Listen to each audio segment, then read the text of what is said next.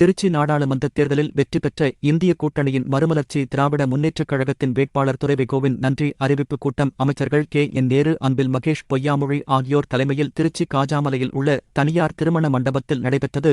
இந்த கூட்டத்தில் திருச்சி நாடாளுமன்ற உறுப்பினர் துரைவைகோ நன்றி தெரிவித்து ஆற்றிய உரையின் தொகுப்பு. என் நாடாளுமன்றத்தில் என் முதல் கண்டி பேச்சில் நான் உரையாற்றும் பொழுது நான் சொன்னேன், தமிழ்நாட்டில் உள்ள திருச்சி நாடாளுமன்ற தொகுதி வாக்காளர் பெருமக்களால் தேர்ந்தெடுக்கப்பட்டு இங்கே நான் வந்துள்ளேன். ஆதரவற்றவர்களுக்கும் விளிம்பு நிலை மக்களுக்கும் கேடயமாக விளங்கும் சமூக நீதியும் மத சார்பின்மையும் தலைத்தோங்கும் தமிழ்நாட்டிலிருந்து நான் வந்திருக்கின்றேன். சுயமரியாதையும் தன்மானம் இல்லை என்றால் மரணிப்பதே மேல் என்று நினைக்கும் தமிழ் மக்கள் வாழும் தமிழ்நாட்டிலிருந்து நான் வந்திருக்கின்றேன். அடக்குமுறைக்கும் ஒடுக்குமுறைக்கும் எதிர்த்து போராடும் பொழுது சாதி மத பேதங்களை கடந்து ஒரு தாய் பிள்ளைகளாக போராடும் தமிழ்நாட்டு மக்கள் வாழும் தமிழ்நாட்டிலிருந்து வந்திருக்கின்றேன். ஆங்கில ஏகாதிபத்தியத்தை எதிர்த்து போராடிய, ஒன்று சேர்ந்து போராடிய மாமன்னர் வீரபாண்டிய கட்டபொம்மன், அவருடன் அவருக்கு துணையாக போரிட்ட வீரன் சுந்தரலிங்கம், தானாதிபதி பிள்ளை, வெள்ளையத்தேவன் போராடிய வாழ்ந்த தமிழகத்திலிருந்து நான் இங்கே வந்திருக்கின்றேன்.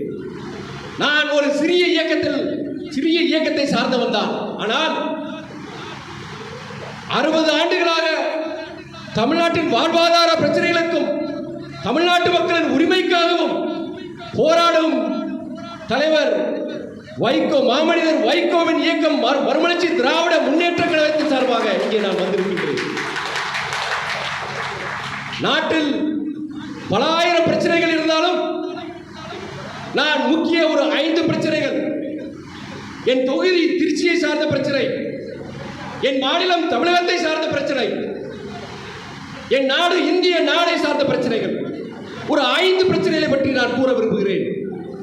முதலில் திருச்சியில் இங்கே இருக்கும் பொதுத்துறை நிறுவனங்கள், BHEL துப்பாக்கி தொழிற்சாலை, HABP பொன்முனை ரயில்வே தொழிற்சாலை மறுபடியும் வளர்ச்சி பாதைக்கு இட்டு செல்ல வேண்டும்.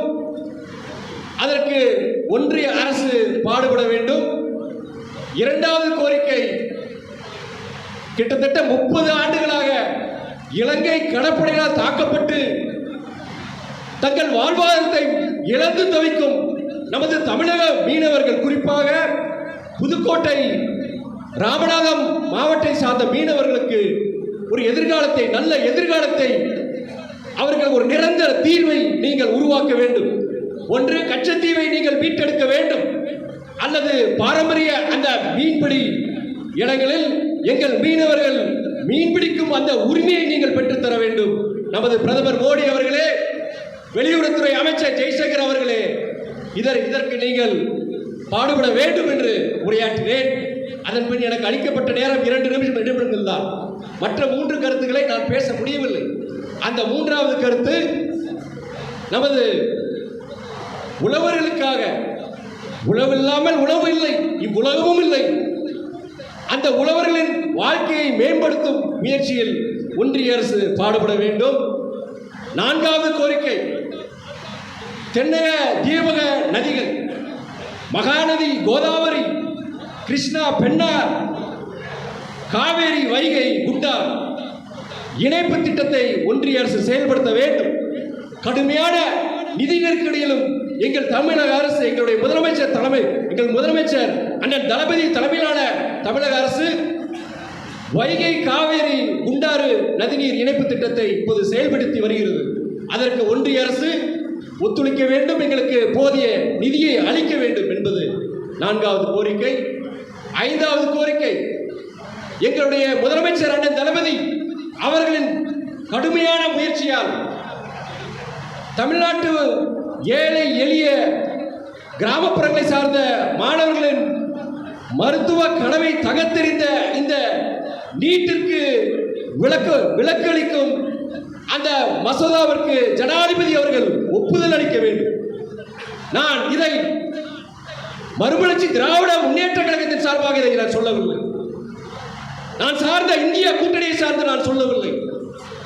நான் எந்த அரசியல் சித்தாந்தத்தையும் சார்ந்து இதை நான் சொல்லவில்லை. நம் இந்தியாவில் வாழும் விளிம்பு நிலை ஒடுக்கப்பட்ட மக்களின் சார்பாக நான் இதை உரையாற்றுகிறேன். நம் நாட்டில் வாழும் ஏழை விவசாயிகளுக்காக இதை நான் கூறினேன். நம் மாணவ செல்வங்களுக்காக இதை நான் கூறினேன். நம் தொழிலாளர் நமக்காக பாடுபடும் தொழிலாளர் வர்க்கத்தின் எதிர்காலத்தை நினைத்து நான் உரையாற்றினேன். கட்சி ஜாதி மத அரசியல் சித்தாந்தங்களை கடந்து மனிதநேயத்தை அரவணைத்து நீங்கள் நாம் அனைவரும் இந்த சபையில் உள்ள அனைவரும் நாம் மக்களுக்காக பாடுபட வேண்டும் என்று கூறி நான் உரையாற்றினேன். நான் இங்கே அண்ணன் வைரமனை கூறிய பொழுது நான்